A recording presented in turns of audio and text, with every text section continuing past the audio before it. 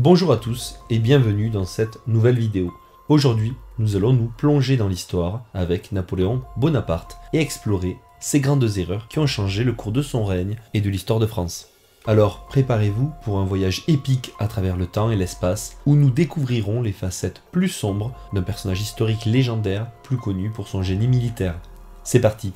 On débute avec la bataille de Trafalgar qui a eu lieu le 21 octobre 1805. Elle est l'une des plus célèbres défaites navales de Napoléon Bonaparte et constitue une erreur stratégique majeure de sa part. Mais pourquoi donc?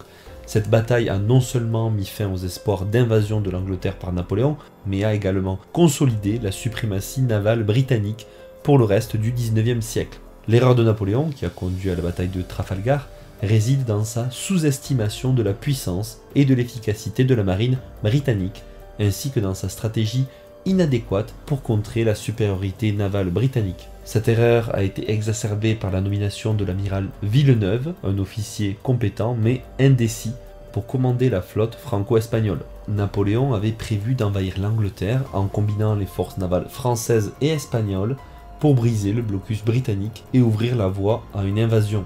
Cependant, sa stratégie reposait sur la coordination de plusieurs flottes dispersées et sur l'évasion de la surveillance britannique. Cette approche complexe et risquée a été entravée par la communication médiocre entre les différentes flottes et par l'hésitation de l'amiral Villeneuve. La lenteur et l'indécision de Villeneuve ont donné aux Britanniques l'occasion de localiser et d'intercepter la flotte franco-espagnole. En outre, la flotte combinée n'était pas préparée à affronter la Royal Navy en termes de formation, d'équipement et de morale. Les navires britanniques étaient plus rapides, mieux armés et disposaient d'équipages plus expérimentés, ce qui leur a donné un avantage significatif dans la bataille. Au lieu d'essayer de briser le blocus britannique et d'éviter un affrontement direct, Napoléon aurait pu adopter une stratégie plus prudente en renforçant la marine française et en cherchant des alliés pour contrer la puissance navale britannique. Cette approche aurait pu permettre à la France de rivaliser avec la Grande-Bretagne sur un pied d'égalité et d'éviter la défaite catastrophique de Trafalgar. En fin de compte, l'erreur de Napoléon, qui a conduit à la bataille de Trafalgar, réside dans sa sous-estimation de la force de la marine britannique, ainsi que dans sa stratégie inadéquate pour contrer cette force. En nommant un amiral indécis à la tête de la flotte franco-espagnole et en adoptant une stratégie complexe et risquée, Napoléon a créé les conditions pour la défaite à Trafalgar. Cette défaite a non seulement mis fin à ses ambitions d'invasion de l'Angleterre, mais a également affaibli la position de la France en Europe et a conduit à une série d'autres erreurs et défaites qui ont finalement précipité la chute de Napoléon et de son empire. La campagne d'Espagne, qui s'est déroulée de 1808 à 1814, constitue une autre grande erreur de Napoléon Bonaparte. Cette guerre, également connue sous le nom de guerre d'indépendance espagnole, a non seulement épuisé les ressources humaines et financières de la France, mais a également affaibli la position de Napoléon en Europe et a contribué à sa chute ultérieure. L'erreur de Napoléon dans la campagne d'Espagne réside dans sa trop grande ambition et dans son mépris pour les réalités politiques et culturelles du pays. En 1807, la France et l'Espagne étaient alliées contre le Portugal, et Napoléon avait décidé d'envahir ce dernier pour forcer le pays à se conformer au blocus continental contre la Grande-Bretagne. Cependant, Napoléon a rapidement étendu ses ambitions et a décidé d'imposer son frère Joseph Bonaparte comme roi d'Espagne, déclenchant une révolte généralisée contre la domination française. La population espagnole, profondément attachée à sa monarchie et à son indépendance, a rejeté l'autorité de Joseph Bonaparte et s'est soulevée contre l'occupation française. Les forces françaises étaient confrontées à une guérilla intense, menée par des combattants locaux déterminés à défendre leur pays et soutenus par la Grande-Bretagne, qui fournissait des armes, des fonds et des troupes pour affaiblir la France. Napoléon a sous-estimé la détermination et la capacité de résistance du peuple espagnol et a échoué à comprendre la nature complexe et enracinée des loyautés régionales et religieuses en Espagne. Au lieu d'adopter une approche diplomatique pour gagner le soutien des élites locales et gérer les tensions internes, Napoléon a choisi la répression et la violence, exacerbant ainsi la révolte et renforçant la résistance espagnole. La guerre en Espagne s'est avérée coûteuse et épuisante pour les forces françaises.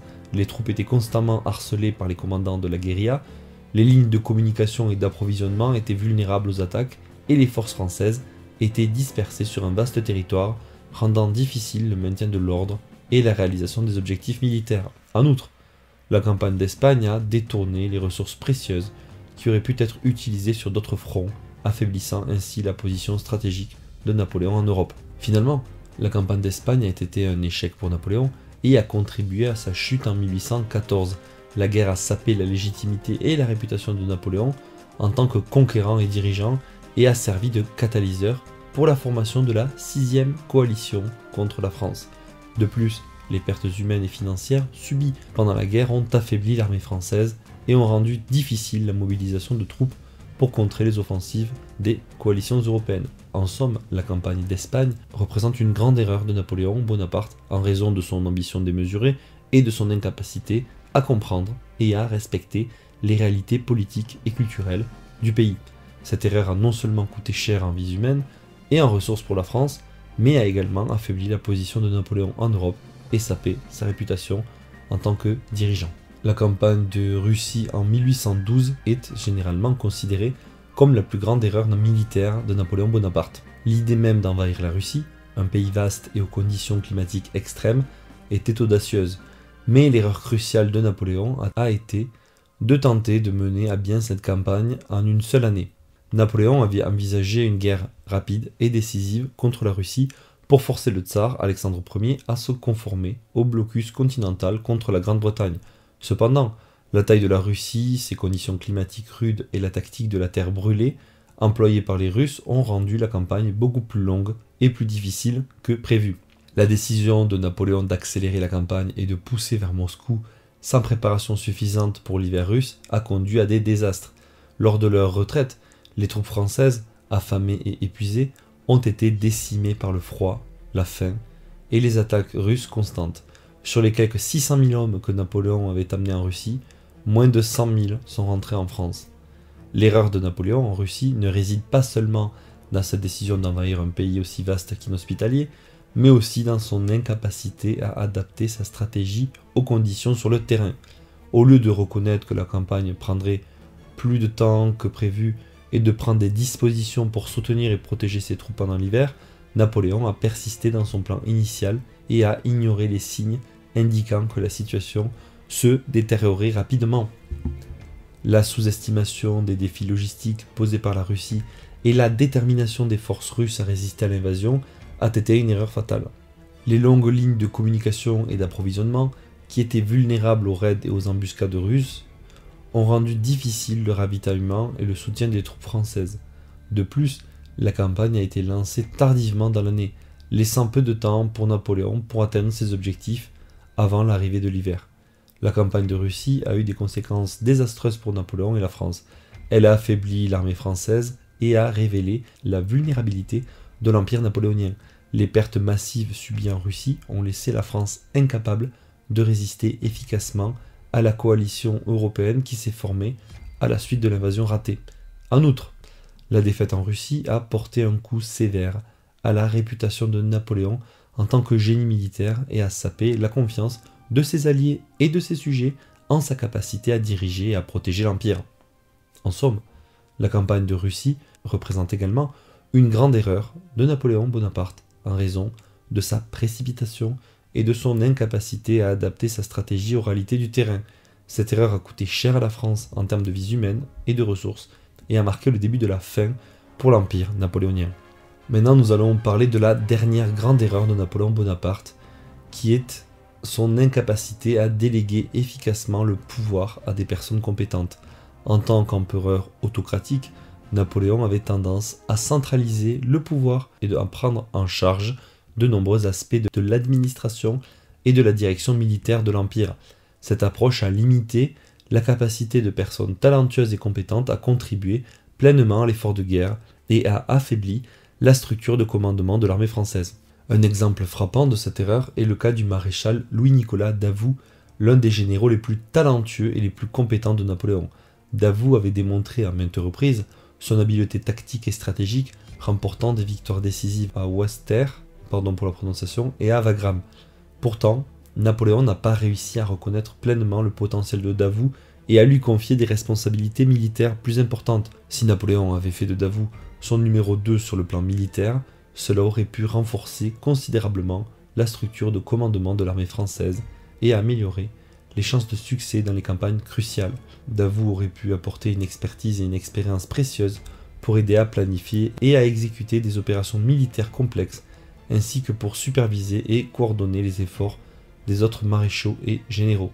L'incapacité de Napoléon à déléguer le pouvoir à des personnes compétentes a également eu un pouvoir négatif sur l'efficacité globale de l'administration impériale. En concentrant le pouvoir entre ses mains, Napoléon a créé un système où la prise de décision était souvent lente et inefficace, et où les compétences et les connaissances des autres responsables étaient sous-utilisées. Cette centralisation du pouvoir a également rendu l'Empire plus vulnérable aux erreurs de jugement de Napoléon. Je vous remercie pour avoir suivi cette vidéo, j'espère qu'elle vous aura plu. Si vous aimez mes vidéos, surtout n'hésitez pas, hein, abonnez-vous, aimez la chaîne, commentez et n'oubliez pas d'activer la petite cloche de notification. C'est important pour le référencement et pour le développement de ma chaîne. Je vous remercie de votre attention, je vous dis à très bientôt pour une prochaine vidéo. Allez, salut!